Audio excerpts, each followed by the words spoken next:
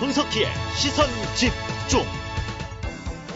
네, 청취자 여러분 안녕하십니까. 손석희입니다. 손석희의 시선집중 지금부터 시작하겠습니다. 오늘이 임진년 음력 정월 초하루 설날입니다. 오늘부터 이제 임진년이 시작이 되는 거죠. 많은 언론들은 이미 양력 1월 1일부터 가불해서 임진년으로 쓰긴 했습니다만 공식적으로는 오늘부터가 이제 임진년입니다. 설 아침 차례 준비 잘 하고 계신지요? 지난 토요일에 이어서 오늘과 내일도 손석희 시선집중은 3일 연속으로 설 연휴 특집을 마련해드리고 있습니다. 지난 토요일에 이어서 오늘은 사실은 지난번에 이미 모셨던 분인데요. 작년 12월 17일에 토요일에 만난 사람에서 모셨던 역사학자 이덕일 한가람 역사문화연구소장을 다시 모셨습니다. 그때 사실 못다한 얘기들이 많아서 다시 한번 서울 때 한번 모시죠 이렇게 얘기했었는데 그 얘기가 이제 실현이 되게 됐군요. 1997년에 첫 책인 당쟁으로 보는 조선 역사를 시작으로 해서 현재까지 30여 권의 책을 펴내셨고 내는 책마다 커다란 반향을 일으켰습니다. 역사학자 이덕일 한가람 역사문화연구소장과 함께 오늘은 우리 역사 속에서 제대로 조명받지 못한 인물들에 대해서 얘기를 나눠보는 시간을 갖겠습니다. 잠시 광고 듣고 시작하겠습니다.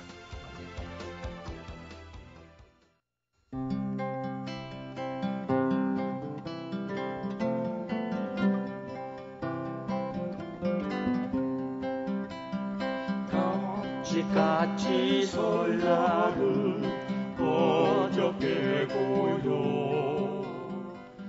예, 설날 아침에 손석희 시선집중 특집 진행해드리겠습니다. 역사학자 이덕일 한가람 역사문화연구소 소장께서 나와주셨습니다. 안녕하셨습니까? 예, 안녕하십니까? 예. 작년 12월 17일에 뵙고 오늘 이제 또 두 번째 뵙네요. 예. 예. 많은 분들이 그때 그러셨습니다. 정말 다시 한번 모셔달라. 그렇게 또 요청도 많이 있었고요. 또 한편에서는 그 한 사람의 주장일 뿐이다. 또 이렇게 또 반대하시는 분들도 일부 계시긴 했습니다만 대부분의 분들은 무척 흥미롭게 들으셨던 것 같습니다. 저도 뭐 그날 그 영하 10도로 대단히 추운 날씨였는데 그 새벽에 방송한 걸 누가 예. 듣나 했더만 뭐 끝나고 집에 가니까 여기저기서 전화 오는 걸 보고 예. 상당히 이제 많은 사람들이 들었구나라고 생각을 했습니다. 예. 시선 집중이거든요, 저희가. 그때 혹시 못 들으셨던 분들이 계실 것 같아서 그래도 양력은 잠깐 좀 다시 소개를 해드리겠습니다. 61년에 충남 아산 출신이시고요. 숭실대학교 사학과를 졸업하고 같은 대학 대학원에서 동북 항일군 연구로 박사학위를 받으셨습니다. 현재 한가람 역사문화연구소 소장이시고 책을 뭐 한 30여 권 내셨기 때문에 그거 다 제가 소개해드리긴 좀 뭐하고요. 첫 책은 아까 말씀드린 대로 이제 97년에 나온 당쟁으로 보는 조선 역사. 그 이후에 우리 역사의 어떤 많은 미스터리를 객관적 사료를 토대로 해서 풀어내신 책들이 있습니다. 우리 역사의 수수께끼, 송시열과 그들의 나라, 조선왕 독살 사건 이런 문제작들이 나왔고 정약용과 그의 형제들, 아나키스트 이회영과 젊은 그들, 이덕일의 여인열전, 윤휴와 침묵의 제국 이 방금 말씀드린 책들은 이제 세종 당시에 그렇게 크게 주목을 받지 못했지만 그래서 불운했지만 그러나 우리 역사 속에서 다시 한번 되새겨보고 싶은 그런 인물들 이런 인물들을 이제 복원하는 작업을 꾸준히 진행을 해오고 계십니다. 그래서 첫 질문은 이렇게 드려야 될 것 같습니다. 조명받지 못한 인물들에 대해서 애정이 있으신 이유는 뭘까요? 그러니까 뭐 1차적으로는 뭐 저희의 기질 탓이라고 볼 수 있겠는데요. 예. 그러나 그 기질보다도 이분들이 그 당시에 살았을 당시의 행적을 보면 상당히 치열하게 그 시대의 문제를 해결하기 위해서 고민하다가 그 문제를 해결하기 위해서 싸우다가 대부분이 이제 패배하신 분들인데 패배하고 난 이후에 역사에서 완전히 못 찾은단 말이죠. 그러니까 저는 이들을 역사 속에서 완전히 지워버린 그 세력은 도대체 뭐냐라고 하면서 그것이 지금 우리의 현재적 문제와도 밀접한 관련이 있다라는 생각 속에서 이들을 지워버린 그 권력의 실체라는 것과 그 권력의 실체를 벗겨내고 이들의 실제적인 삶을 이제 복원해내는 작업들을 해왔던 거죠. 역사라는 것이 어찌 보면 이제 승자들만의 기록이기 때문에 우리가 놓친 패자들의 기록을 통해서 제대로 한번 들여다보자. 그것이 동기였다고 보면 되겠군요.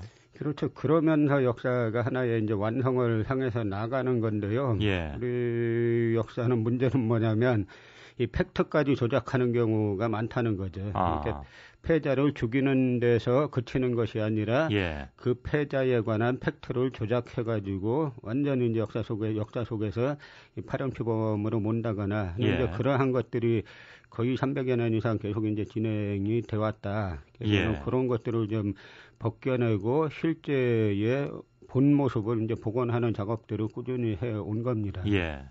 그 지난번에 작년에 출연하셨을 때 이제 예를 들면 10만 양병설이라든가 그 허구 같은 것을 저희들한테 지적을 해주신 바가 있는데 물론 오늘 이제 첫 얘기는 가장 화제가 그래도 처음에 됐던 책이 이제 반향을 일으켰던 책이 조선왕 독살 사건인데요. 예.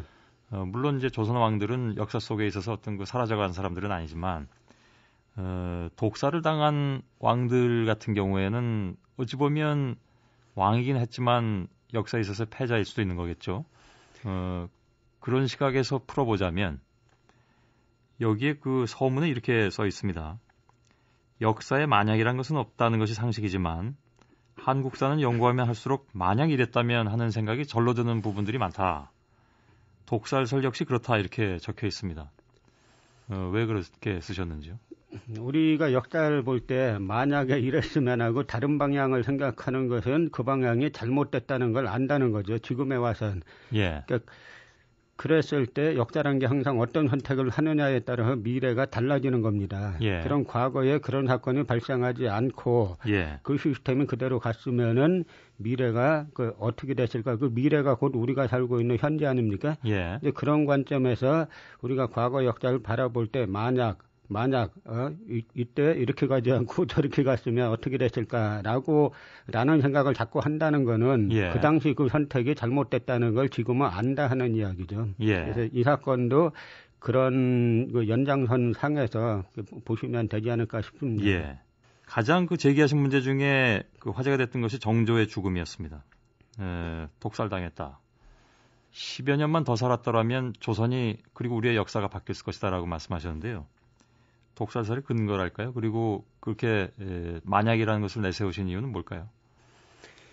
일단은 현상적으로는 정조가 세상을 떠나고 나서부터 이제 밀란의 시대를 접어듭니다. 예. 그 이전에는 백성들이 자기 자신들이 이제 억울한 권력자에게 당하는 억울한 사정을 정조 임금에게 전달을 하면 해결이 될 것이다라는 믿음이 있었는데 예. 정조가 세상 떠나자마자 그다음에 정조의 반대파였던 이제 노론벽파가 바로 당일로 권력을 완전히 장악하고 예. 정조의 24년 치세를 완전히 거꾸로 돌리게 되죠. 예. 그렇게 되면서 이제 백성들은 그 세류 정치를 접어드니까 국왕도 더 이상 허수아비고 필요 없다. 우리 문제 우리가 목숨 걸고 해결해야 한다라는 생각에서 이제 정조 세상 떠난 지 10년 만에 이제 홍경래 난이라고 부르는 예. 이제 서북 농민 항쟁이 일어나는 거죠. 예. 그런데 이 정조 독살을 놓고 볼 때 정조 독살 사건이라는 것이 지금 현재 문제로 바로 전환이 됩니다. 예. 역사학자들 사이에서 정조가 독살 당했냐 아니냐를 놓고 상당히 이제 마치 지금 현상인 것처럼 치열하게 이제 논쟁이 제기되고 있는 게 그게 예. 바로 현재 한국 사회의 한국 권력뿐만 아니라 여러 이제 한국 사회 지배 권력의 의미를 이 사건이 말해주고 있다라고 볼 수 있는 거죠. 예. 그러니까 소위 말하는 주류학계라는 쪽에서는 정조는 독살 안 당했다라고 이제 단정적으로 이야기하죠. 예. 그러면서 얼마 전에 정조 어찰이 나오니까 바로 이제 정조 어찰이라는 것이 그 당사자인 편지를 주고받은 당사자인 심한지가 그 노론벽파 정조를 독살한 것으로 의심받은 노론벽파 영수인데 예. 이렇게 편지를 서로 주고받았는데 독살했을 리가 있겠느냐 이런 단순한 논리를 전개했던 거죠. 예. 그 역사 속에서 역사상에서의 암살이라는 것은 항상 믿었던 사람에게 나오는 것이죠. 예. 가까운 예로 박정희 전 대통령이 자기 고향 후배인 김재규 중정부장에게 죽은 거나 예. 그다음에 그 수나라 문제가 자기 아들 양제에게 죽은 거나 그다음에 이제 로마의 시저가 왜 죽을 때 브루투스 넘어져도 합니까? 브루투스가 반대쪽 사람이 아는 자기 측근 중에 측근이었기 때문에 이런 말을 하는 건데 우리 사회는 이렇게 편지를 주고받았으니까 독살을 쓸 리가 없다. 이런 단순 무식한 논리가 역사학자들 다수의 이름으로 통용된다 하는 이야기죠. 지금 쭉 예를 드신 것도 어찌 보면 이제 사례를 통한 추정일 뿐일 수도 있잖아요. 그래서 독살에 대한 어떤 그 사료적 근거 같은 것이 있는 건지요? 그러니까 이제 왕이 세상 떠나면 어휘들을 형식적으로 처벌을 받습니다. 아침에 처벌을 받았다가 오후 되면 풀어지는 건데요. 이때는 정조가 독살당하고 나서 정조가 거의 위독할 지경에 있을 때부터 권력이 벌써 노론벽파 쪽으로 넘어갔습니다. 그래서 휴만지가 정조가 세상 떠나지 않았음에도 불구하고 정조가 세상 떠나던 날 좌의정에서 우의정으로 승진하고 정조가 목숨이 붙어 있었음에도 불구하고 도승지로 갈아치우자. 이런 현상이 쭉 진행되면서 권력이 정조가 죽자마자 바로 노론벽파에게 넘어갔는데 정조가 죽고 나니까 대단한 큰 소동이 벌어집니다. 그래서 결국은 어의 2명이 그 사형을 당하는데 그 중에 한 명이 시민이라는 어인데 이 실록에 보면 이 시민은 바로 휴만지의 친척이고 휴만지가 어의로 끌어들인 인물이다. 그리고 정조가 아플 때 이 시민은 직접 치료를 담당한 의사고 그다음에 그 치료를 지도한 사람은 휴만지로 되어 있습니다. 그런데 조선 전체 역사에서 국왕이 죽었다고 어의가 사형당한 경우는 딱 2번밖에 없습니다. 그런가요? 그래서 이때 심지어 정순왕후가 수렴청정하던 노론벽파 영수 정순왕후가 뭐라고 하냐면 무리가 점점 격렬해지기 때문에 이 어의들을 보호할 수가 없다. 그래서 끝내 할 수 없이 사형시키는 게 하나 있고요.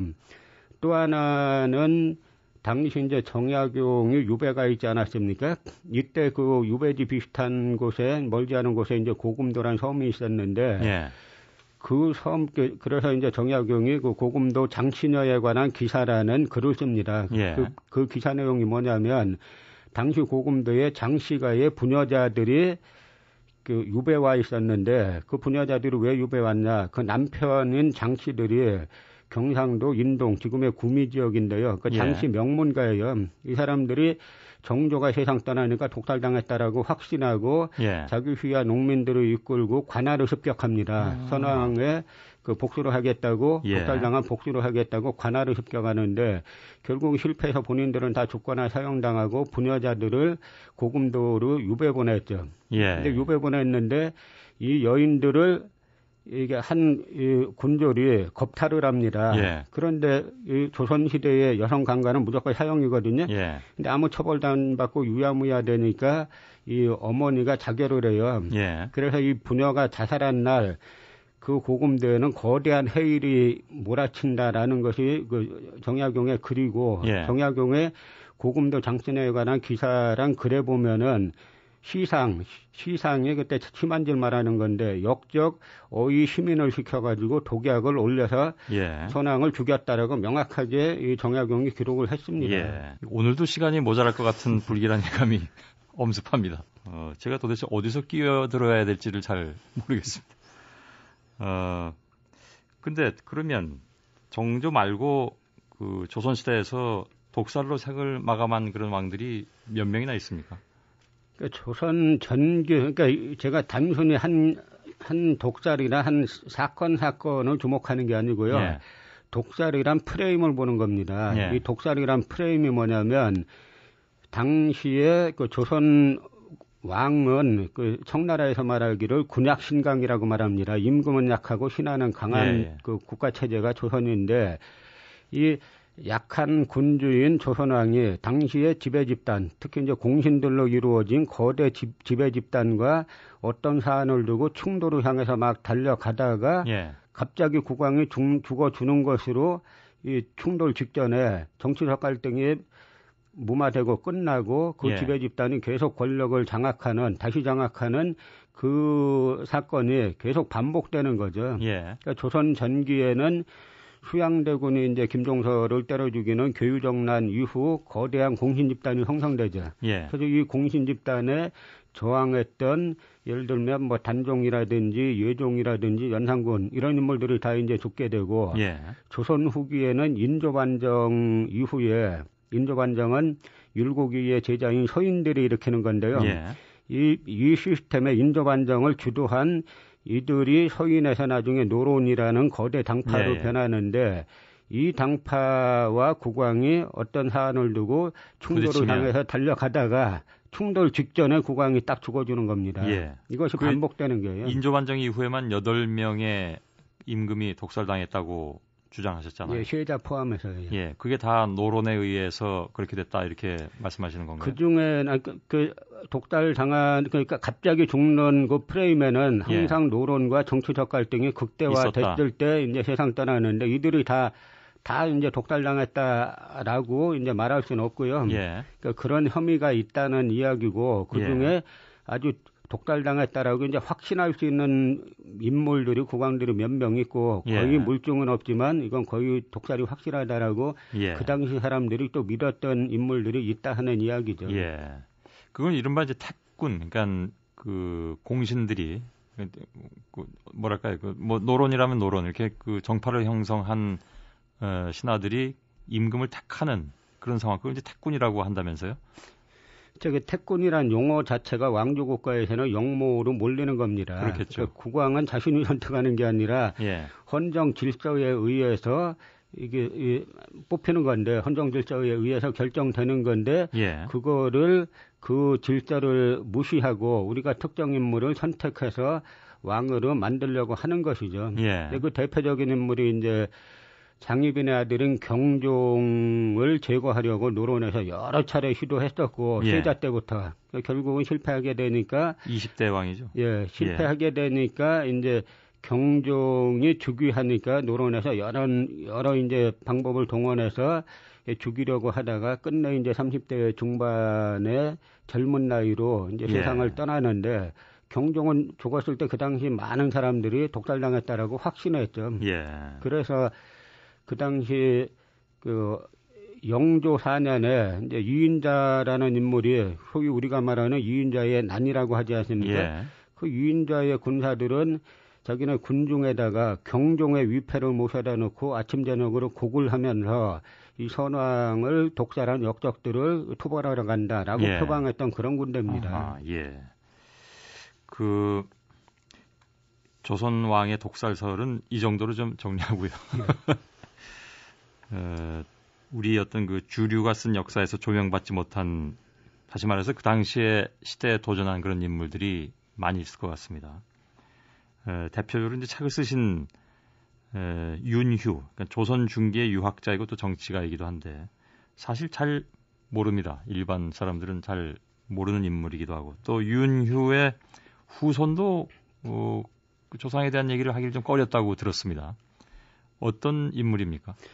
윤휴는 뭐 요즘 말로 하면은 당시 이제 가장 강력했던 정치가이자 학자가 이제 우암송시열이란 분인데 우암송시열의 맞수였던 인물이죠. 그래서 그 당시에는 송시열 못지않게 유명했던 그런 정치가이자 학자였는데 그 나중에 사형당하고 나서 이제 완전히 지금에 와서는 잊혀졌다가 제가 거의 300여 년 만에 처음으로 이제 작년에 윤휴와 침묵의 제국이라는 책을 펴내면서 이제 조금 복원이 됐다라고 볼 수 있는 인물이죠.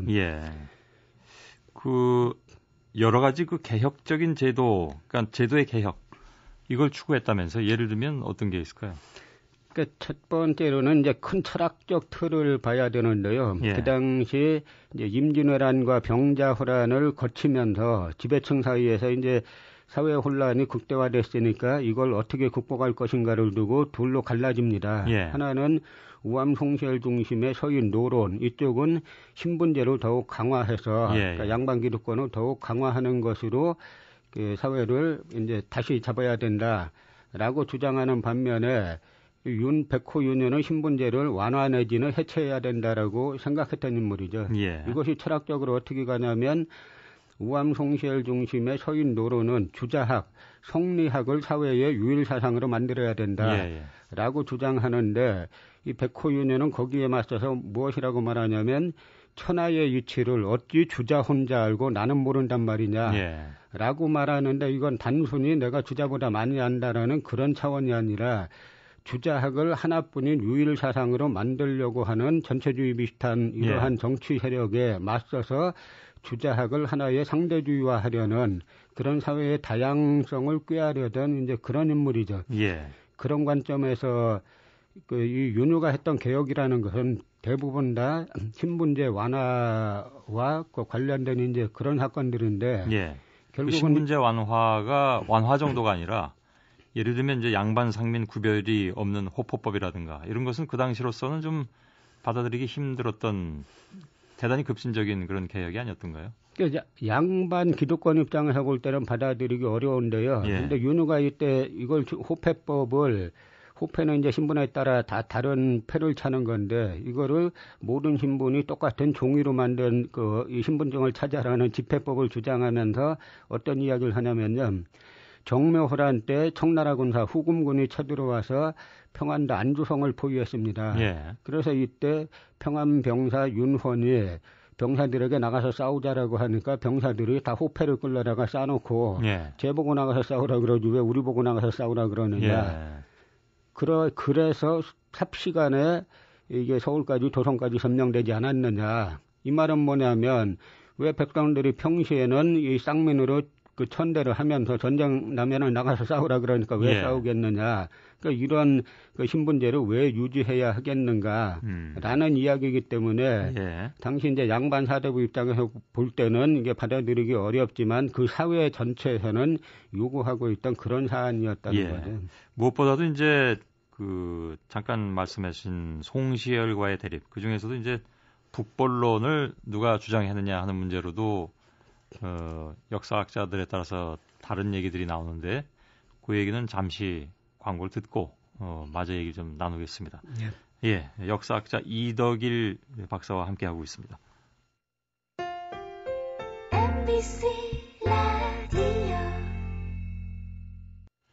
손석희의 시선집중 설 아침의 특집으로 우리 역사학자 이덕일 한가람 역사문화연구소장과 함께 하고 있습니다.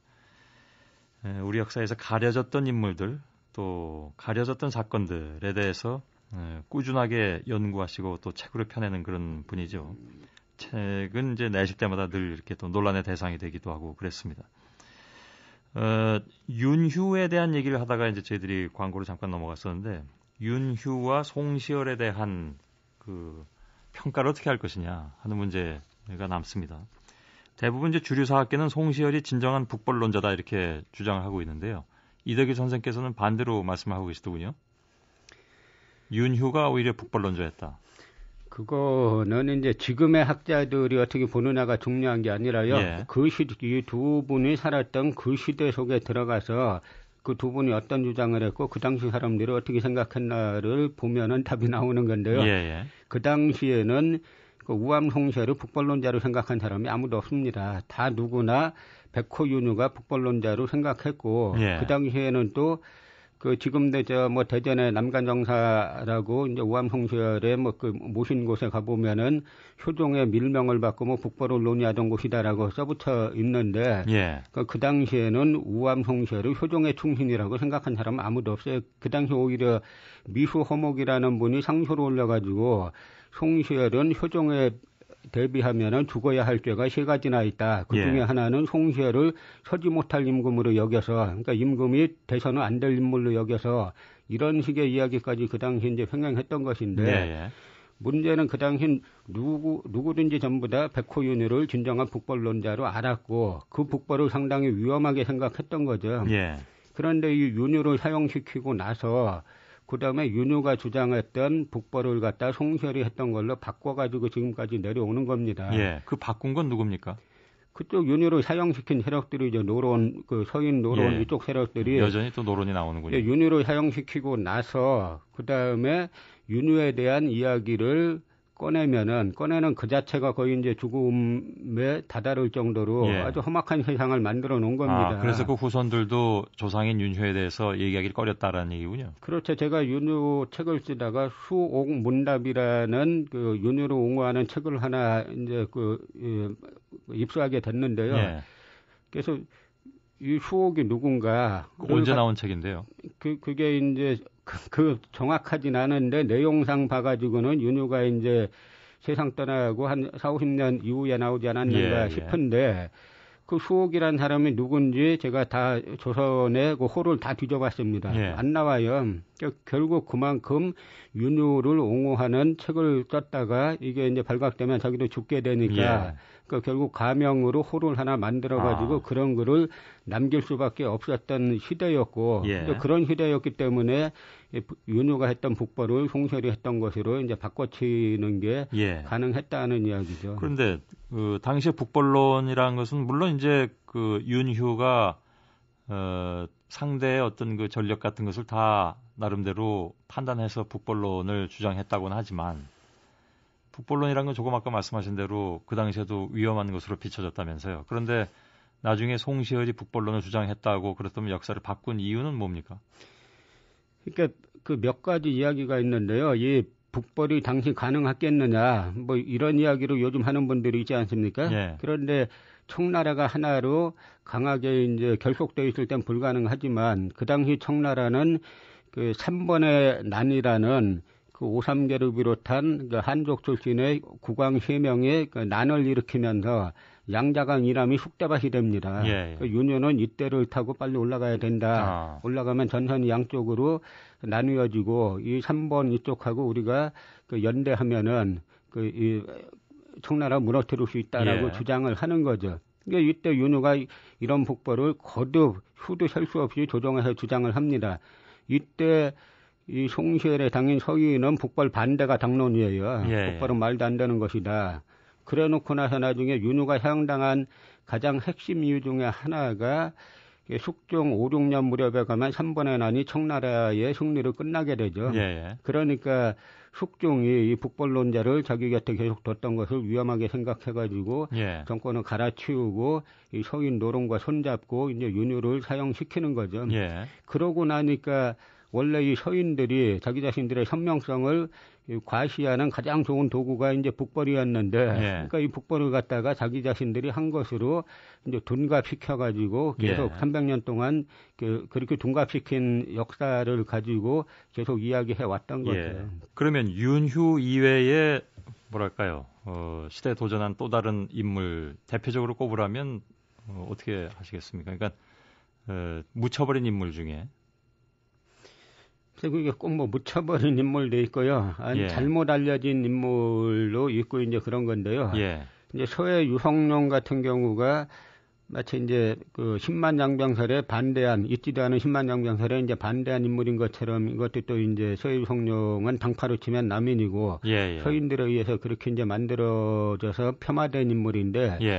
서해 유성룡이 임진왜란 때 이제 면천법이란 걸 만듭니다. 면천법. 천인에서 면제되는 그런 법인데요. 우리는 흔히 알기로는 임진왜란 때 뭐 의병들이 처음부터 일어난 걸로 아는데 그게 아니고 처음에는 그 일본군에 대거 가담했습니다. 조선 백성들이. 이게 선조 입에서 직접 나온 말이에요. 그런가요? 적병 중에 반이 우리 백성이라는데 사실이냐. 이런 말을 하죠, 선조가. 그 얘기는 정말 알려지지 않은 얘기인데. 다 실록에 나오는 이야기입니다. 근데 그 적병에 가담한 사람들이 대부분 노비 출신들입니다. 노비들은 그 조선에서 자기가 그 매매되는 노비로 사는 것보다는 뭐 일본이 지배하는 게 더 낫다고 생각하지 않겠습니까? 그래서 이제 조선은 끝났다라고 생각하고 선조가 압록강을 건너 이제 만주로 요동으로 이제 도망하려고 했던 건데 이때 서해 유성룡이 이미 다 그 당시 다 망했다라고 생각한 조선을 살리기 위해서 그야말로 혁명에 가까운 개혁들을 여러 가지를 하는데 그중 하나가 노비 출신들이 일본군의 머리 하나를 베가지고 오면은 양민, 자유민으로 신분 상승을 시켜주고 3개 내지 4개를 베가지고 오면은 양반 벼슬까지 주는 면천법이라는 신분제의 틀을 근본에서 흔드는 면천법을 만들어서 통과시킵니다. 그래서 이 법이 통과되고 난 이후에 비로소 이제 노비들이 일본군에 가담했던 노비들의 의병 진영에 돌아오기 시작하면서 망했던 조선이 다시 살아나기 시작하는 거예요. 예. 그래서 그리고 또 유성룡이 임난 직전에 발탁했던 인물들이 충무공 이순신이고 권율이고 이런 분들을 전부 다 이제 유성룡이 발탁하게 되죠. 예. 그래서 임진왜란이 끝날 무렵에 다들 임난 극복의 영웅은 문신은 유성룡이고 무신은 이순신이다. 라는 것이 일반 상식이었는데 그래서 유성룡을 죽이기 위해서 10만장병설이라는 걸 만들어서 율곡이가 10만장병을 주장했는데 유성룡이 반대해서 안 됐다. 이런 걸 만들어가지고 유성룡 죽이기에 나섰던 거죠. 이거 지난번에 이제 10만장병설 말씀하실 때 잠깐 나오긴 했습니다만 오늘은 한 단계가 더 들어갔네요. 그래서 전쟁이 이런 면천법 덕분에 면천법을 비롯한 시간 짧아서 다 말씀 못 드리지만 유성룡이 전시에 시행했던 혁명에 가까운 개혁 조치들 덕분에 조선이 다시 살아났는데 전쟁 끝날 때가 되니까 당시 선조를 비롯한 양반 사대부들이 이제 그만 유성룡은 사라져줘야 되겠다라는 거죠. 그래서 유성룡이 조정에서 파직된 날짜가 이순신이 노량해전에서 전사한 날짜하고 같은 날짜입니다. 그래서 서해 연부에 보면은 이순신은 유성룡이 조정이 없으면은 자기는 죽은 목숨이란 걸 잘 아는 인물이에요. 그래서 서해 연부에 보면은 이순신이 유성룡이 조정에서 공격당한다는 이야기를 듣고 이순신이 시국일이 왜 한결같이 이 모양으로 흐르느냐라고 이제 한탄했다는 대목이 있죠. 그래서 그 당시 이순신이 노량해전에서 일부러 자살을 자초했다 하는 자결론이 있고 나중에 나의 죽음을 방패로 가리고 알리지 말라 해서 그 당시에 이제 거기서 죽지 않고 몰래 빠져나와가지고 그랬다는 설이 있었죠. 산에 가서 신선이 됐다 하는 이야기들이 그 당시에도 다 있었는데 그건 그 당시에 떠돌던 얘기인가요? 아니면 실제로 그럴 가능성이 있는 얘기인가요? 이건 정말 궁금해서. 그렇죠. 그것까지는 제가 답변할 수 없는데요. 그 당시 사람들이 이순신이 계속 살아남아 있으면은 죽을 것이다. 이제 김덕령이 이제 맞아 죽지 않았습니까? 의병장이. 그래서 전쟁 영웅 이순신이 살아 있으면은 아마 비참한 처우로 맞을 것이다. 라는 생각은 여러 사람들이 이제 가지고 있었죠. 그 본인도 했을 것이고. 그렇죠. 본인은 가장 절실했을 것이죠. 그 당시에 이순신이 그 전에 이제 한번 죽을 뻔했지 않습니까? 그때 선조가 뭐라고 하냐면 이순신은 절대 살려둘 수 없다. 그러니까 이순신은 묵은지제, 임금이 없는 죄, 매국지제, 나라 팔아먹은 죄, 이런 거는 하나만 걸려도 다 죽는 건데 이순신은 3개, 4개씩 걸려 있기 때문에 반드시 죽여야 된다라고 하다가 당시 유성룡의 당파인 남인들이 그 이순신을 구원을 하면서 겨우 목숨을 건지고 백의종군 말하자면 이제 이등병도 아닌 계급도 없는 이제 무계급으로 전락했지 않습니까? 근데 조정에서 유성룡 자체가 이제 전쟁 끝나고 나서 이제 실각하니까 이순신은 자기는 이제 죽은 목숨이다라고 생각해서 차라리 이럴 바엔 현장에서 전선에서 죽겠다라고 생각했을 개연성은 분명히 있고요. 하나 여기에 덧붙여서 유성룡을 실각시키고 나서 면천법이야 유성룡이 전시에 시행했던 개혁 정책을 다 없던 걸로 돌린 겁니다. 그러니까 정묘호란이 일어났을 때 삽시간에 다 점령되는 거예요. 그다음에 노비 출신이나 일반 백성들이 누구로 나가서 싸우려고 안 하는 거죠. 근데 사실 면천법이란 거는 전시가 아니면 적용할 만한 그 기회도 없는 법 아닌가요? 근데 그 면천법 이하 유성룡이 또 무슨 법을 만드냐면 소고군이라는 것을 만들어서 조선은 양반들은 병역 의무가 없단 나라입니다. 우리나라 계속 이제 고위공직자 청문회 하면 병역 문제 계속 나오는 게 조선시대 그 잘못된 유풍이 지금까지 이제 사실상 내려오는 건데요. 이때 유성룡이 소고군이라는 것을 만들어서 병역 의무가 없던 양반들과 노비 출신들을 같은 부대에 섞어놓습니다. 그러니까 이런 모든 것들을 다 이제 유성룡을 실각시키고 나서 모든 개혁 조치를 면천법뿐만 아니라 다 이제 신문제를 흔들었던 그리고 또 하나 이제 장미법이란 게 있는데 이게 후대로 가면 대동법이란 게 되죠. 간단히 말씀드리면 땅을 많이 가진 부자 양반 사대부는 세금을 땅 면적만큼 많이 내고 땅이 없는 백성들은 안 내도 된다 하는 법인데 이 법도 다 없었던 것으로 돌리게 되는 것이죠. 결국은 되돌린 다음에 그것이 다시 살아날 수 없었다는 것, 그죠? 그러니까 면천법이든 이런 것들이. 그렇죠. 다 없어지고 단지 대동법, 그 장미법이라는 것만 하도 이제 반발이 심하니까 예. 광해군 때 경기도에 시범 실시했다가 그다음에 정확하게 100년 지나서 이제 전국적으로 확대 실시가 예. 되는 거죠. 그러니까 유성룡이 전시에 시행했던 것이 그대로 가면 그 시대가 요구하는 법들이기 때문에 그러니까 제가 말씀드리는 건 무조건 뭐 노비다 뭐 이런 쪽이 무조건 옳다가 아니라 그것이 그 시대에서 요구하고 있다는 겁니다. 사회 발전을 위해서는 더 이상 신분제란 게 뭡니까? 태어날 때부터 어느 신분에 태어났으니까 너는 이래야 되고 너는 노비 출신이니까 이래야 된다 이것이 아니라 각자 개인의 능력에 따라서 이제 사회에 뭐 복무하거나 봉사할 기회가 주어지는 사회로 가야 되는데 조선이 이 당시에 그런 체제를 그런 사회로 요구했는데 유성룡이 한번 해봤다가 실각당한 다음에 그렇군요. 다시 과거로 되돌아갔다는 이야기죠. 역사학자 이덕일 한가람 역사문화연구소장과 함께 손석희 시선집중 설날 아침 특집을 진행하고 있습니다. 1, 2부를 여기서 좀 마쳐야 될 것 같은데 우선 좀 광고 듣고 1, 2부 인사를 드리고 3, 4부에서 다시 뵙도록 하겠습니다. 역사학자 이덕일 선생과 함께 우리 역사 속에 제대로 조명받지 못한 인물들에 대한 얘기를 오늘 나누고 있습니다. 여기서 1, 2부를 마치고 3, 4부에서는 때로는 남성들에게 맞서기도 하고 또 때로는 남성들과 협력하기도 하면서 변화를 이끌어낸 우리 역사의 숨은 주역들이죠. 여성들의 얘기를 좀 해보겠습니다. 잠시 후에 3, 4부에서 다시 뵙겠습니다.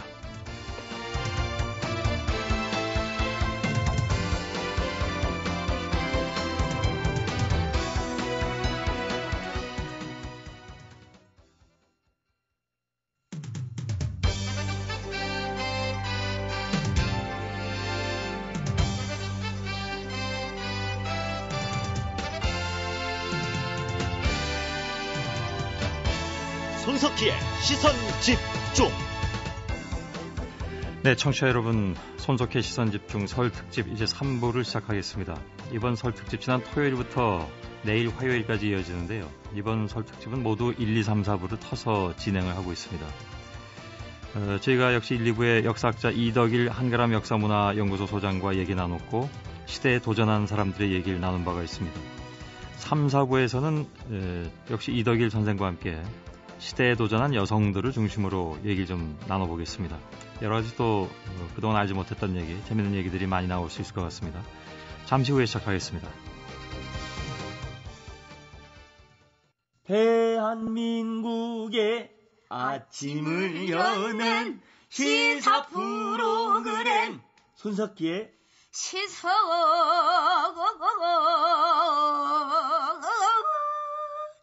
집중. 이덕일 선생과 함께 얘기 이제 또 시작하겠습니다. 1, 2부가 시대에 도전한 사람들의 얘기, 3, 4부는 시대에 도전한 특별히 여성들의 얘기, 우리 역사 속의 숨은 주역이라고 해야 될 텐데 사실 숨은 주역이라고 표현하는 것, 그것이 옳은 것은 아닌 것 같습니다. 왜냐하면 대개 이제 우리 그 실록이라든가 사기 같은 걸 보면 조선 중기를 넘어서면서부터 여성들의 이름이 사라졌지 그전에는 분명히 있었고 그렇죠. 그래서 적어도 이제 조선조 초기까지 여성들의 역할이 그 이후의 여성들의 역할보다 훨씬 더 크고 거의 시대의 주인공이었다는 사실을 알게 됐을 때 굉장히 충격을 받은 바도 있습니다. 개인적으로는 워낙 그렇게 배워왔으니까요. 그러면 이름이 사라지고 예를 들면 시호라든가 뭐 아니면 뭐 경주김씨 이렇게 대명사로 기록되는 그런 경우들이 많이 있는데 그게 왜 그렇게 됐다고 보시는 겁니까? 역시 이것도 남자들이 이제 주로 득세해서 남자들이 썼기 때문일까요? 이 삼국사기나 이제 삼국유사에는 이제 여성 이름이 많이 나오죠. 그런데 이게 고려 중기 이후로 넘어가면 이름이 사라지고 예를 들어서 이제 무덤의 이제 지명도 경주 김씨지묘 뭐 이런 식으로 바뀌는데요. 이걸 갖다가 이제 혹자는 일본이나 뭐 서구에서는 결혼하면 여성의 성이 바뀌지 않습니까? 남성 따라서. 그래서 그것보다는 여성의 지위가 높았다라고 하는데 물론 그쪽보다는 여성의 지위가 높았는지 모르겠지만 중요한 거는 개인이 사라지고 문중에 종속되는 인물로 바라보는 거죠. 그러니까 남성들은 이름이 있지만 여성들은 이름은 사라지고 대신에 경주 김시지묘 해가지고 시집을 갔어도 그 개인이 간 게 아니라 문종의 대표로 간 겁니다. 예. 물론 장단점이 다 있죠. 이 장점이라는 것은 그렇기 때문에 조선에서는 양반 사대부 가문에서 뭐 부인을 폭행한다거나 이런 건 꿈도 못 꾸는 겁니다. 예. 왜냐하면 그 상대방의 그 집안을 폭행하는 결과가 되기 때문에 예. 이런 장점이 있는 반면에 여성이 한 개인으로서의 가치는 사라지고 이제 예. 문종의 한 일원으로서만 존재한다는 이제 그런 그 측면이 있는 거죠. 예. 예를 들면 고구려하고 백제를 세운 어머니 소선호. 뭐 저희가 드라마에서는 가끔 접하긴 했습니다만 나라를 2번이나 세운 거 아니겠습니까? 예. 근데 제대로 평가를 받지 못했다. 이유가 뭘까요? 그러니까 이제 제가 세상을 바꾼 여인들이라는 제 고전의 여인열전이라고 불렸죠. 이제 예. 여기에서 이제 소선호를 이제 주목을 하면서 이제 그다음에 이제 드라마화도 되고 뭐 했었는데요. 소선호를 최초로 우리 역사 속에서 이제 주목한 인물은 제가 아니라 사실은 단재 신초호 선생입니다. 예. 이분이 뭐라고 했냐면 소선호는 우리 역사상 최초의 여자 제왕이고 예. 두 나라를 그 이제 건설한 그 역사상 아주 대단히 위대한 위인이다라고 설명을 했는데 예. 이런 인물이 왜 갖춰지냐면 그 신라에는 여왕들이 있지 않았습니까? 근데 신라에만 여왕들이 있었던 이유가 뭐냐면 그 신라의 왕이 될 수 있는 핏줄을 송골이라고 하지 않습니까? 예. 그 글자 그대로 해석하면은 성스러운 뼈다귀예요. 예. 이 성스러운 뼈다귀를 남녀라는 성별보다 위에 두는 겁니다. 혈통을. 예. 그런데 선덕여왕 그 진골은 진짜 뼈다귀입니까? 예, 진짜 뼈다귀죠. 예. 나머지 뼈다귀는 뼈다귀로서 별로 가치가 없는 이제 예. 그렇게 생각하는 계급 재밌으신 분이군요. 관념이죠. 이제 봤더니. 그렇죠. 예. 정확한 번역하면 그대로 되는 겁니다. 그런데 이제 김부식이 삼국 사기에서 선덕여왕 조를 뒤에 쓰면서 뭐라고 하냐면 예. 신라는 여성을 왕으로 세우고도 왕으로 세웠으니 진짜 난세의 일이다. 이러고도 나라가 망하지 않은 것이 다행이었다라고 쓸 정도로 예. 이제 김부식이 여성의 역할에 대해서 유학자 입장에서 상당히 이제 좀 아래로 보는 그런 시각을 가지고 있었기 때문에 예. 그 고려 중기 이후에 유학자들이 이제 권력을 갖게 되면서 예. 이제 그 유학의 차차 이제 사회의 그 지배 이데올로기가 되고 지배 이념이 되면서 예. 이제 여성들의 실제 역할들이 이제 하긴 뭐 사라지게 되죠. 예, 유학자 입장에서 보자면 소선호는 참 그 문제가 있는 문제적 인간이었던 것 같습니다. 예를 들어서 이제 우선 남성의 권위에 도전을 했고, 그리고 이제 재혼을 했고요. 절개를 지키지 않고, 또 그 남편의 뜻에 반대해서 집을 떠나가지고 남편 나라에 반대해서 새로운 나라를 세웠으니까 이 세상에 이런 여성이 어디 있겠습니까? 그런데 김부식이 정작 소선호에 대해서는 온조왕조에 왕모가 61세로 세상을 떠났다라고 기록을 해놨어요. 이게 예. 아주 그 삼국사기에서 이례적인 건가요? 예, 왕이 죽은 거는 쓴 적이 있는데 예. 그 왕비가 죽은 것도 거의 안 씁니다. 예. 왕의 어머니가 세상 떠난 거를 쓸 수밖에 없을 정도로 대단한 인물이었다. 또 그다음에 어떤 일이 발생하냐면 왕모가 세상 떠났기 때문에 뭐 말갈이 침략하고 하는데 우리가 그 수도로 옮겨야 되겠다라고 예. 해서 백제가 소선호가 세상 떠나고 난 다음에 수도로 옮길 정도로 막강한 이제 그 권력과 영향력을 갖고 있던 인물이기 때문에 예. 그나마 이제 세상 떠난 걸 써준 거죠. 그거라도 안 쓸 수는 없는 그런 그렇죠. 상황이었던 모양이죠. 또 그 왕건의 손녀이고 경종의 비, 목종의 어머니 천추태후. 예. 천추태후의 경우에는 어떻습니까? 그러니까 이게 고려사라는 게 조선 세종 때 만들어진 역사책이죠. 예. 고려사에 그 천추태후가 나오는데 신하와 바람이 난 왕비다. 권력을 위해서 친아들을 죽이려고 한 무서운 어머니. 이렇게 돼 있습니다. 이덕일 소장께서는 어떻게 보십니까? 그런데 이게 뭐 신하와 바람이 났다. 우리가 성에 대한 관점을 예. 그 유학의 지배 이념이 되고 난 이후와 그 이전과 구별을 해야 됩니다. 예. 그 이전에 우리 역사 속에서의 이 성이라는 것은 상당히 자유로웠어요. 아, 그런가요? 이것도 천추태후가 비판을 받으려면 자기가 왕비 시절에 그 바람을 폈다 그러면 그거는 문제가 되지만 예. 그 왕이 죽고 난 다음에 하나의 그 성대를 갖는 거는 그 이 당시 관점에서 크게 비판받는 일이 예. 아니었다는 거죠. 그게 조선 때 오니까 이제 문제가 되는 것이지 예. 고려 때는 아니었다. 그렇죠. 이 당시에는 서로 여러 사람이 그러니까 그 성을 갖다 요즘 일부에서 뭐 생각하듯이 그냥 예. 그걸 자유롭다라고 말하면 또 이제 뭐라고 하실 분들이 계시겠습니다만 예. 그 당시 기록들을 보면은 그 당시 화랑석이라든지 뭐 고려사료 초기 기록들을 보면 이 사람들이 이분들의 이 선조들의 성에 대한 개념이 예. 딱 그 1대1 뭐 정절, 정조 뭐 이걸 크게 이제 강조하던 사회가 아니었다는 거죠. 조선에 들어와서 유학이 지배 이념이 되면서 강조됐던 측면이 있다 그런 말씀이시겠죠. 그렇죠. 그러니까 여기에 또 문제가 되는 게 그 여성들에게만 정절을 강조하고 이 조선이라는 사회에서 남성은 자기 부인 외에 축첩이 이제 합법화되지 않습니까? 그러니까 이런 이제 형평성의 문제까지 같이 제기하면서 이런 거를 이제 이런 사료를 봐야 한다 하는 이야기죠. 예. 근데 예를 들어서 권력을 위해서 친아들을 죽이려고 하는 것은 그건 또 문제가 될 수 있는 거 아니겠습니까? 그렇다 하더라도. 근데 저는 이제 한 그 상황 속에 들어가 지금 시간 짧으니까 다 말씀드리기 어려운데요. 예. 그 상황 속에 들어가서 해석을 해야 되고 이 천추태후는 제가 왜 재조명을 했냐면 예. 천추태후의 이제 남편이 경종이 죽고 나서 그다음에 성종이 즉위하는데 예. 우리가 성종을 평가할 때 상당히 이제 높게 평가합니다. 역사 속에서. 예. 근데 높게 평가하는 이유가 결국은 유교 정치 시스템을 도입하려고 했고 예. 중국식 정치 제도를 도입하려고 했고 그다음에 원래 고려란 나라는 황제 국가를 지향했기 때문에 왕이 내리는 이 문화를 갖다가 황제가 쓰는 조서라고 했어요. 예. 근데 성종은 조서는 황제가 천자가 쓰는 거고 우리는 제후 국가이기 때문에 교서라고 제후가 쓰는 교서라고 해야 된다라고 바꾸죠. 예. 이걸 갖다 천추태후가 자기 아들이 왕 되면서 사실상 섭정을 하면서 다시 거꾸로 돌려놓는 겁니다. 예. 고려는 천자의 국가다, 황제 국가다라는 쪽으로. 예. 그렇기 때문에 이런 점에 초점을 맞춰가지고 제가 재평가를 하는 거지. 예. 무조건 이게 거꾸로 역사를 알겠습니다. 규정평가하고 거꾸로 보자라는 이야기가 아니죠. 다른 사람으로 또 넘어가겠습니다. 예. 사실 그 일종의 여인 열전인데 이 다룰 분들이 너무 많이 계셔가지고요. 해경궁 홍 씨는 또 좀 부정적으로 평가를 하신 것 같네요. 그러니까 남편을 버리고 당론을 쫓은 냉혹한 정책 집행자다. 그러니까 이제 해경궁 홍 씨는 우리가 해경궁 홍 씨를 알게 된 건 다 뭐 중고등학교 때 교과서에 한중록이 실리면서 한중록을 통해서 해경궁 홍 씨를 많이 알지 않았습니까? 예. 그러니까 한중록은 내용이 뭐 남편을 잃은 불우한 뭐 청산과부, 그다음에 남편은 정신병에 걸리고 막 이런 식인데 예. 그게 아니라 당시의 한중록 이외의 다른 기록들을 보면은 해경궁 홍 씨는 그 자기 친정에 그 오다를 받아가지고 자기 남편을 제거하는데 가담했던 여성입니다. 예.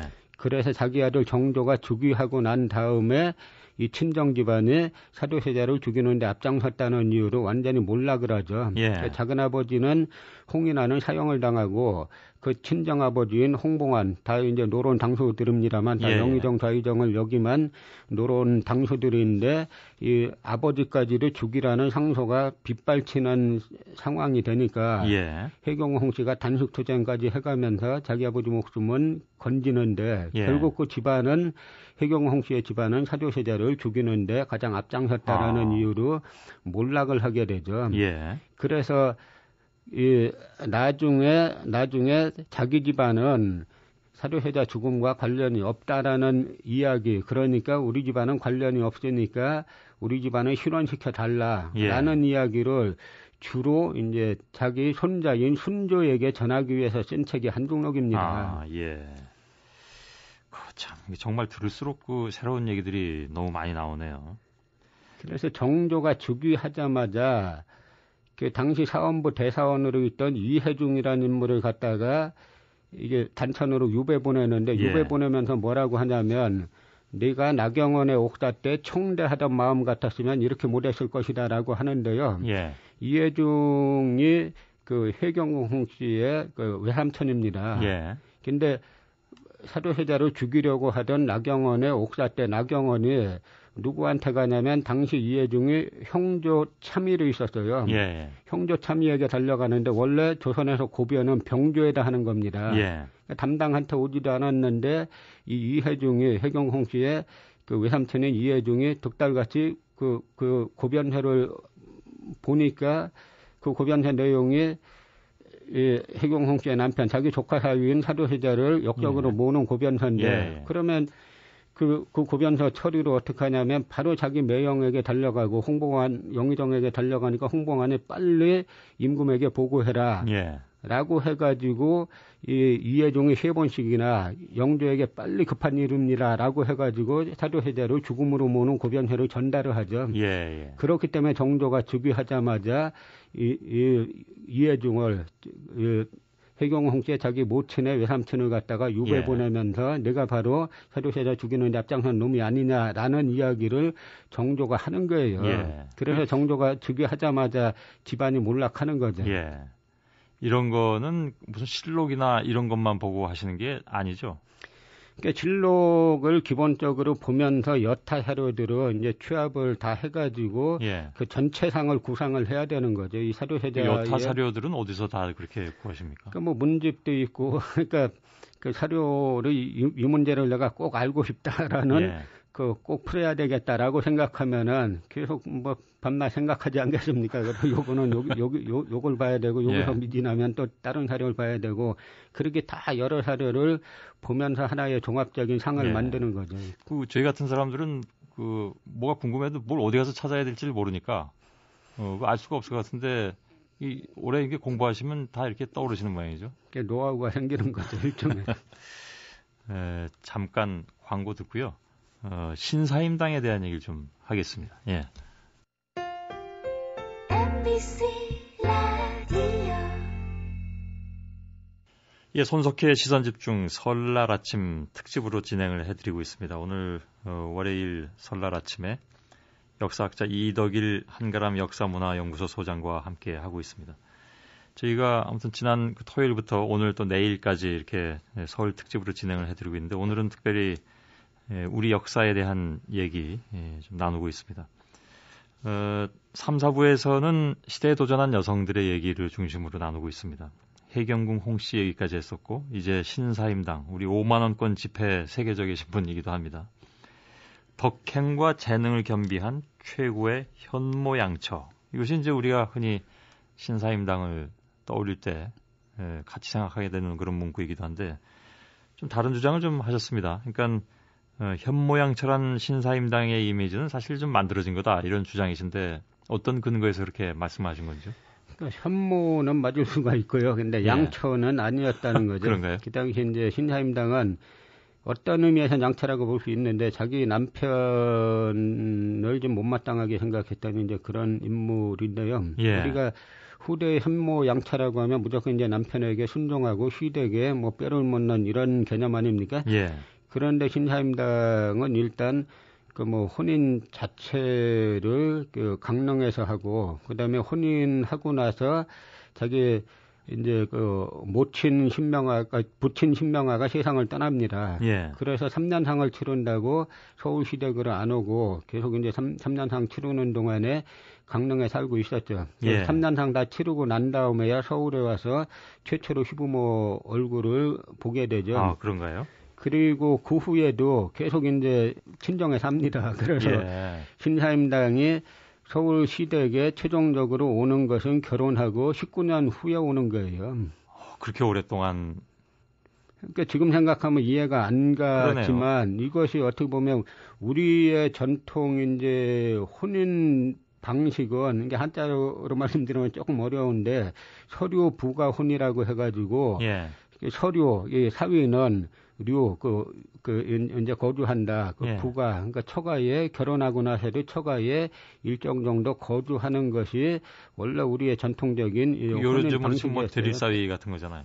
요즘은 대릴사위라고 볼 수 있을지 모르겠지만 그 당시에는 물론 그건 다른 거겠지만 그 당시에는 그게 자연스러웠던 겁니다. 뭐냐면 우리가 그 결혼하는 걸 갖다가 장가 간다라고 하지 않습니까? 그렇죠. 이 장자가 장인 장자예요. 아, 그게 그렇게 해서 나온 거군요. 그런 관습에서. 그래서 장인 집에 가서 사는 겁니다. 왜 가서 사냐면 여성을 데려오는 조건으로 노동력을 제공해야 되는 거예요. 근데 그런 관습이 쭉 오래 있었던 것이 신사임당 시대 때 되면 거의 다 이제 남성 위주로 넘어가는데 어떻게 조선 보면 초기를 지난 상황이었으니까 중기기 때문에 거의 이제 남성 위주로 넘어가는데 신사임당이 아마 이 동시대 사람 중에는 여기에 가장 맞서가지고 가장 오래 이 친정에 살았던 여성이라고 볼 수 예. 있죠. 19년이나 그러면 친정에 살았다는 얘기인가요? 예.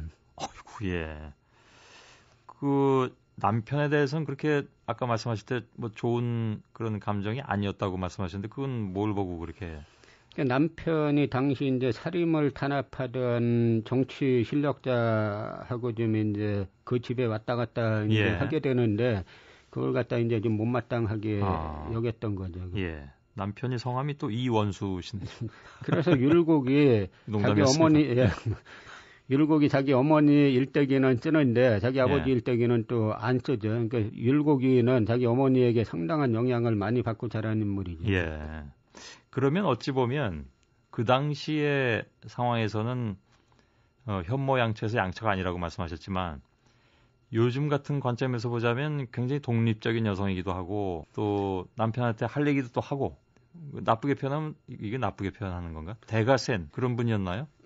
크게 자기 관점이 뚜렷한 여성이었는데요. 예. 문제는 이제 신사임당이 5만 원권에 책정되는 과정이 문제인 거죠. 그러니까 신사임당을 바로 이런 이미지를 가지고 5만 원권에 책정했다 그러면 환영할 만한 일인데 그게 아니라 이제 현모양처란 기존에 만들어진 조선 후기에 신사임당이 이제 율곡이를 낳기 때문에 율곡이의 당파가 이제 서인 노로로 바뀌지 않습니까? 예, 그건 저희가 지난 작년 12월 17일에도 많이 얘기했어요. 예. 근데 바로 이제 그런 관점에서 이제 이 당파 사람들이 이제 현모양처의 전형으로 떠받드는 건데요. 예. 이 점에서 우리나라는 아직도 이 집회 인물들을 보면은 퇴계유왕, 율곡이, 그다음에 뭐 신사임당 다 이 조선조 인물들이지 않습니까? 예. 그럼 이제는 우리가 이쯤 됐으면은 최소한 현재의 우리나라를 만드는데 그 어떤 직접적인 연관이 있는 인물들로 이제는 바꿀 때가 됐다라는 이야기를 하는 거죠. 예.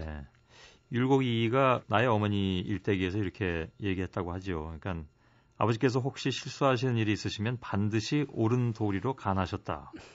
여필종부라는 당시의 어떤 그 덕목보다는 때로는 뭐 남편도 꾸짖는 그런 분이었던 모양이네요. 그렇죠. 그러니까 그런 관점에서 보면은 이제 그런 관점에서는 제가 그래서 양처라고 말씀을 드린 건데 당시 이 신사임당을 현모양처의 전형으로 떠받들었던 사람들이 바라보던 현모양처는 아니었다라는 이야기죠. 그러나 오늘날은 또 현모양처럼 만들어진 이미지에 의해서 5만 원권 집회에 그 이유로 들어갔다면 그건 약간 좀 맞지 않는 게 아니냐 그런 문제 제기도 동시에 해주셨습니다. 지금까지 설명해 주신 인물들이 사실 아까도 말씀드렸지만 기존의 이미지하고 많이 다릅니다. 다르다 보면 또 반론도 많이 나오게 되고 어찌 보면 이제 한 30여 권의 저작 활동을 통해서 계속해서 우리 역사에 대해서 지금까지 봐왔던 사관에 대해서 문제 제기를 하고 계신 편인데요. 왜 그렇게 시작을 하셨습니까? 또 지금까지 그 작업을 이어오시는 이유라고나 할까요? 저는 그러니까 우리 역사학에서는 이 정설이라는 게 있습니다. 정해진 설. 저는 그 자체가 문제라고 보고 전체주의의 유산이라고 보는 거죠. 그러니까 인문학에 정설은 없는 겁니다. 일설들이 있는 거죠. 다 일설이 모이는 건데 우리는 하나의 정해진 설. 그래서 요거만 배워야 된다라고 해서 따지지 말고 외우라는 풍토가 있는데요. 문제는 이 정설이라는 것이 조선 후기 노론사관, 그다음에 일제 식민사관에 기반해가지고 하나의 설을 만들어서 외우게 가르쳤기 때문에 바로 이 정설의 시스템을 프레임을 해체해야 우리 역사학이 비로소 이제 다양화될 수 있고 이게 말하자면 이제 여러 사람에게 실제로 그 다양한 관점의 해석을 허용할 수 있다라는 생각에서 계속 이제 이 작업을 하는 거죠. 특별히 그 우리 역사학계의 논쟁을 불러일으키려는 의도 같은 것을 가지고 계십니까? 논쟁을 불러일으킨다라기보다는 그 역사는 아까 말씀드렸듯이 역사라는 학문은 1차 회로인 팩트를 놓고 팩트는 팩트대로 인정하고 해석을 그 달리하는 그런 학문인데 우리는 팩트 자체를 왜곡한다 그러지 않습니까? 그 왜곡된 팩트의 내용을 1차 회로대로 제시하면은 그게 논쟁이 되는 게 우리 사회는 그러니까 제가 문제가 아니라 이 부분은 명확한 건데요. 그 논쟁이 되려면 제가 1차 사료에서 이렇게 돼 있지 않느냐, 북벌론자는 윤유 아니냐라고 주장하면 저쪽에서는 윤유가 북벌론자가 아니라는 1차 사료를 대면 되는데 그 사료를 안 대고 개인을 비난하는 거죠. 왜 그런 주장을 하느냐. 그렇기 때문에 제가 특별히 논쟁을 유발한다라기보다는 역사학의 기본으로 돌아가자라고 이야기하는 겁니다. 그러면 아주 기본적인 1차 사료 가지고 논쟁이 붙는다면 어찌 보면 그것은 이제 사실 갈등의 문제인데, 그렇죠? 그러니까 무엇이 사실이냐 하는 것이 밝혀지는 순간 갈등은 안 하셔도 되는 거 아니겠습니까? 양쪽이. 그렇죠. 근데 그것을 그러면 주류 사학계에서 여전히 받아들이지 않고 있는 그 이유는 뭘까요? 그것이 현재의 뭐 주류 사학이 다 그런 건 아닙니다만 그 몇몇 프레임을 유지하고 있는 그쪽 사람들은 조선 후기 노론사관, 일제식민사관 하나를 철저한 진실로 알고 있는 거죠. 근데 우리가 지금 일제식민사관이라는 것에 대한 비판이 계속 해방 이후에 지금까지 계속 와 있음에도 불구하고 전혀 이게 흔들리지 않고 이 확고한 시스템을 유지하고 있다는 겁니다. 그러니까 일제식민사관의 핵심이라는 게 뭐냐면 고대사에 많이 집중되어 있는데요. 하나는 이제 한사군, 고조선을 무너뜨리고 설치했다는 한나라의 이게 식민통치 기구죠. 이 한사군의 강역이 한강 이북, 그러니까 한반도 북부였다라는 것이고, 또 하나는 이제 그 임나 일본부 설에 따른, 요건 조금 이제 논리가 조금 뭐 복잡하기 때문에 지금 뭐 시간상 다 말씀드리긴 어려울 것 같고요. 일단 한사군 문제만 국한시켜서 말씀드리면은, 한사군은 옛날부터 송호유익 같은 분들은 이미 조선시대 때 한사군은 한반도에 있지 않고 만주 서쪽에 있었다라고 주장을 했습니다. 그런 주장을 이분들이 일제식민사학이 나오기 전에요. 이분들이 왜 주장하냐면 사기라든지 한서라든지 삼국지 후한서 같은 중국의 고대 역사서에 그렇게 나와 있습니다. 근데 이걸 갖다가 일제식민사학자들이 한반도 북부에 있다라고 주장했고, 이걸 갖다가 지금 중국에서 그대로 받아서 동북공정에서 이용하고 있는 거죠. 그러니까 이 주장이 왜 심각하냐면, 이 주장을 그대로 받아들이면 중국에서는 결국 한강 이북은 중국의 역사 영토가 되는 겁니다. 그래서 과거 이야기가 아니라 2000년 전 이야기가 아니라 지금 현실의 문제예요. 그런데 문제는 소위 국민 세금으로 운영되는 이 뭐 동북아 역사 재단이라든지 뭐 하는 이런 쪽의 홈페이지에 가보면 그대로 써 있다는 거죠. 이 식민사학 논리가. 그래서 저한테 많은 분들이 궁금하게 생각합니다. 도대체 어떻게 이런 일이 계속 이제 해방 이후 지금까지 유지되느냐. 근데 제가 작년에 서울대 사학과에 있다가 연대로 가서 정년하신 김용섭 선생의 자서전 말씀 그때도 잠깐 드린 것 같은데, 거기 어떤 내용이 있냐면, 이 김용섭 선생이 서울대에서 강의하고 있을 때 누가 문을 두르게 해서 나가봤더니, 뭐 서울대, 뭐 지금으로 치면 교무처장이나 이런 분하고, 당시 이제 고고학계의 태두로 부르는 이제 김 교수가 있는데, 이분이 누구를 데리고 왔냐면 스웨마시라는 한자로 말종보아라는 조선총독부 산하 조선사 편수의 핵심 인물이에요. 이 인물을 데리고 와가지고 내가 경성제대 시절에 배웠던 선생님인데 당신 강의를 좀 참관하고 싶어한다. 이 말을 듣고 저는 엄청 쇼크를 받았습니다. 이 말이 뭐냐면 해방 이후에도 조선총독부 산하 조선사 편수의 이 사람들이 우리나라 건너와가지고 해방 이후에도 지도했다는 거예요. 이야기는 결국. 그러니까 이 조선사 편수의 사람들이 오면은 이 서울대 교수들이 가서 스승님으로 맞이하고, 그래서 그 시스템이 지금까지 식민사학의 하나의 하나뿐인 정설로 유지되는 그 시스템이 여기에 있다라는 이야기죠. 그러니까 우리가 1945년 8월 15일에 조선총독부는 해체됐지만 조선총독부 산하 조선사 편수에는 전혀 해체가 안 되고 주요 대학 역사학과를 장악하고, 또 한편으로는 그 당시에 교원양성소라는 게 있었습니다. 그래서 이 주요 대학 역사학과에서 재생산한 식민사학 이론을 교원양성소를 통해서 학생들에게 전달함으로써 우리가 초등학교 때부터 아마 손 선생님도 초등학교 때 한사군 배우셨죠? 배웠습니다. 한사군에 대해서 시험 나오면은 두 가지가 나옵니다.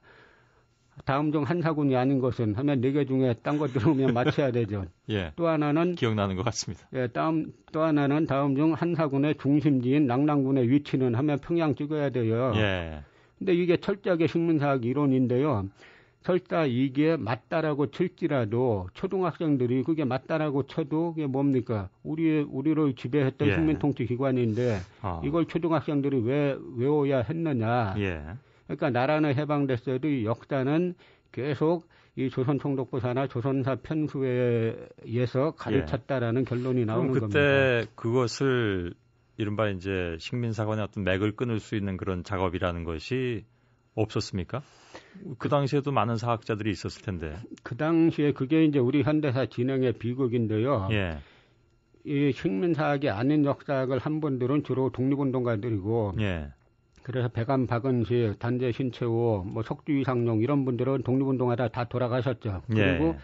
살아남은 분들 중에서는 위당 정인보 선생이 계셨는데 6.25 때 납북되죠, 이분은. 예. 그다음에 사회경제주의 그 사학한 분들, 이게 막스주의적 예. 관점에서 한 분들은 이제 월북을 합니다. 예. 그러면서 결과적으로 그 조선사 편수회에서 근무했던 그 사람들이 남았다고. 이분들만 남아가지고 한국 학계를 다 장악한 결과, 근데 예. 문제는 이분들은 일제식민사학이 틀렸다라는 생각을 한 번도 안 해본 분들이에요. 예. 그러니까 일제시대가 나쁘다는 생각도 한 번도 안 해본 분들이고.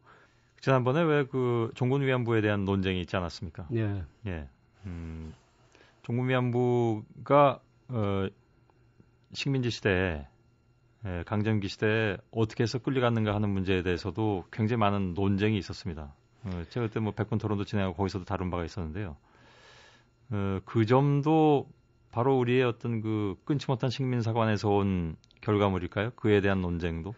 그러니까 우리 사회는 이 접근 방식이 문제인데요. 예. 그 종군 위안부 문제도 그렇고, 지금 예를 들어서 그 제가 쓴 책 중에 이제 유해영과 젊은 그들, 아나키스트 유해영과 젊은 예. 그들이라는 책이 있는데, 이 유해영 일가는 당시에 나라 망했을 때 1910년에 조선에서 거의 제일 가는 갑부 집안인데 전제한을 팔아가지고 만주에 가서 신흥무관학교를 세우고 독립운동에 투신하다가 6형제 중에 5형제가 다 죽습니다. 예. 그런데 우리는 해방 이후에 이분들은 그냥 하나의 케이스고 무수히 많은 분들이 가서 독립운동 전개했고 재산을 바치고 했는데 예. 대한민국은 건국 이후로 이분들에게 하나도 보상해 준 게 없어요. 예. 그 보상해 준 게 뭐냐면 나중에 대일 청구권 자금을 일부 받아가지고 그 자금에 대한 이자 가지고 지금 독립운동가 후손도 일부 지급하는 겁니다. 예. 대한민국 국민 그 국가 세금으로 하는 게 아니에요. 예.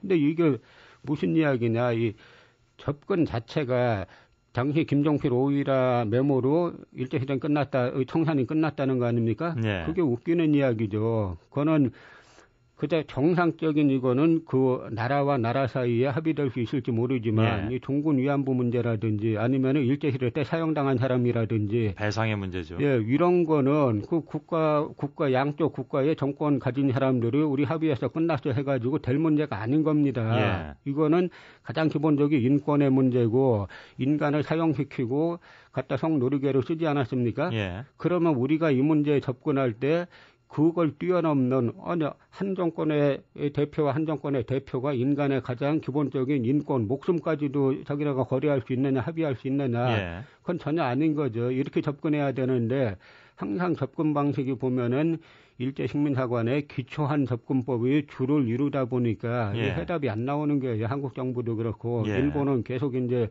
일본 우파 세력이 쭉 집권해 오고 있지 않습니까? 예. 그러니까 답이 안 나오는 거죠. 아까 잠깐 그 동북공정 말씀하셨는데요. 예. 중국의 동북공정은 요즘은 조금 모르겠습니다. 그 좀 잠잠해진 듯한 그런 느낌도 없잖아 있는데 한때 굉장히 좀 논란이 있었고 요즘에 진행 상황과 그리고 아까 잠깐 말씀하실 때 우리의 역사학계가 어찌 보면 중국의 동북공정을 뭐 본이든 아니든 지지하는 결과를 가져오는 것이 아니냐라는 주장을 하셨는데 그 부분을 조금 더 풀어주신다면요.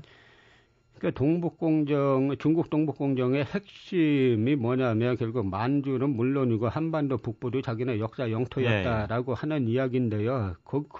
거기에 바로 핵심 논리가 한사군이 한강 북부에 있었다라는 겁니다. 예. 그런데 저희 관점대로 한사군이 만주 서쪽에 있었다라고 주장하게 되면은 예. 우리가 주장하게 되면 중국은 동북공정에 디귿자를 못 꺼내게 돼 있어요. 예.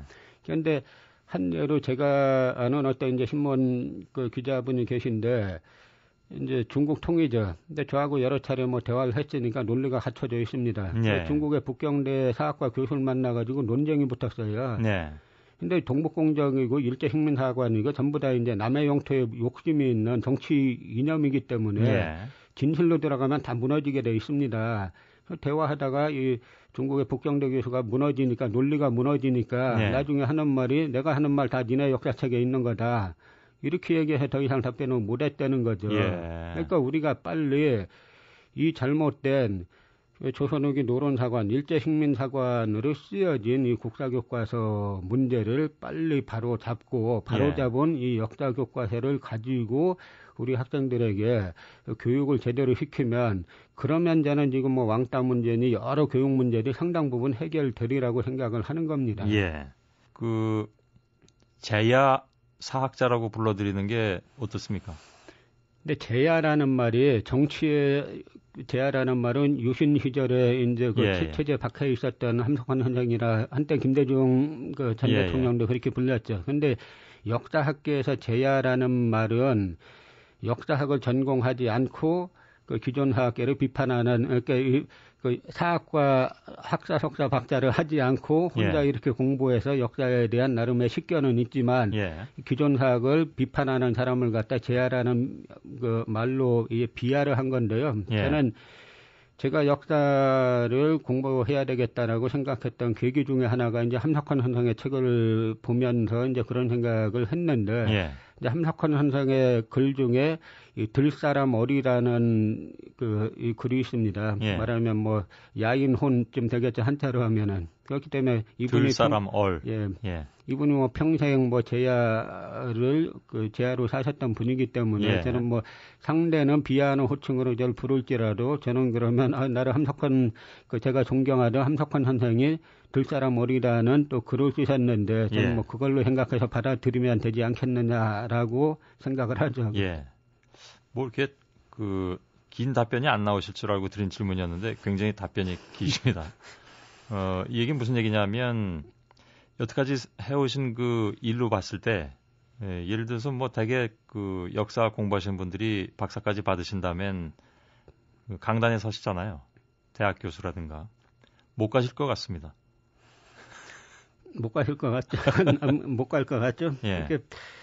저 그런 질문을 많이 받죠. 왜 강단으로 안 가고 이제 이쪽 예. 박사학위까지 했는데 뭐 이쪽 길을 갔느냐? 거기는 이제 두 가지가 있어요. 이제 말씀하신 대로 저 같은 역사관을 가지고 있으면은 교수되기가 일단 예. 어려운 부분이 하나 있고요. 또 하나는 우리 사회에 이제 소위 말하는 교수 충원 구조가 상당히 문제가 있죠. 예. 이게 우리 사회는 항상 이게 우리 사회도 일종의 카르텔이 있지 않습니까? 신분제가. 그 신분제가 몇 가지를 가지고 만들어지는데 사회로 출생이 아니라 사회로 만들어지는 거는 일단 학력고사 점수나 수능 점수로 들어간 대학을 가지고 카르텔이 만들어지지 않습니까? 그런데 이렇게 우리끼리는 뭐 소위 인류다 뭐다 하지만 이게 국제시장에 나가면 뭐 우리끼리 최고라고 치는 대학이 국제시장 150위권이고 뭐 2, 3위는 5, 600위, 500위, 600위 뭐 2선인데 그러니까 이게 제가 조선 후기에 이 양반 사대부들이 시대 흐름하고 동떨어져 가지고 자기네 양반 신분 카르텔을 유지하듯이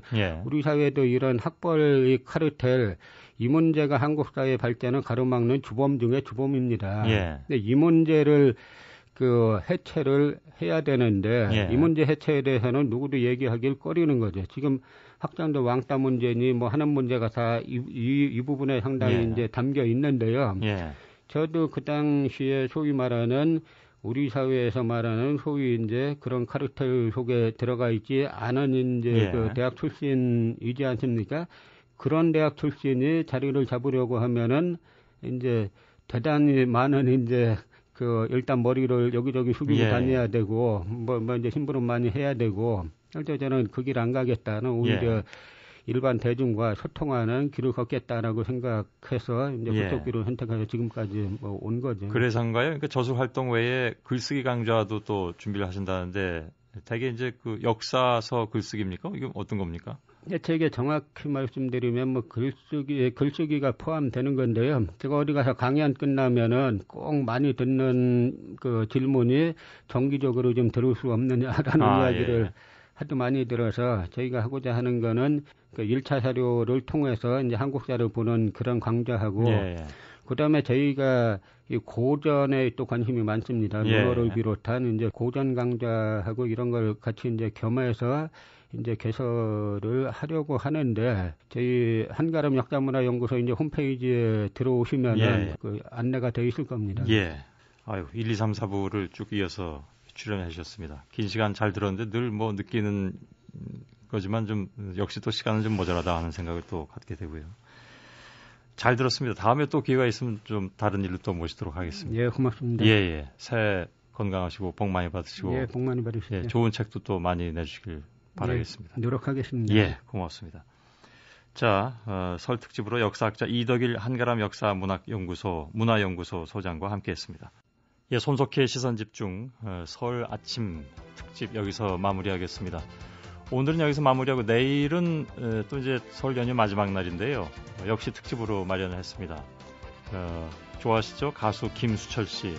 김수철 씨가 본격적으로 이렇게 그 라디오 인터뷰를 한 것이 20년이 넘는다고 하는데 내일 특별히 저희 특집 시간에 출연을 해주기로 했습니다. 그래서 김수철이 본 우리 음악, 여러분들 잘 아시는 것처럼 우리 음악 보존에 뭐 누구보다도 힘쓰고 계신데 김수철 씨와 갖는 귀한 시간이 되겠습니다.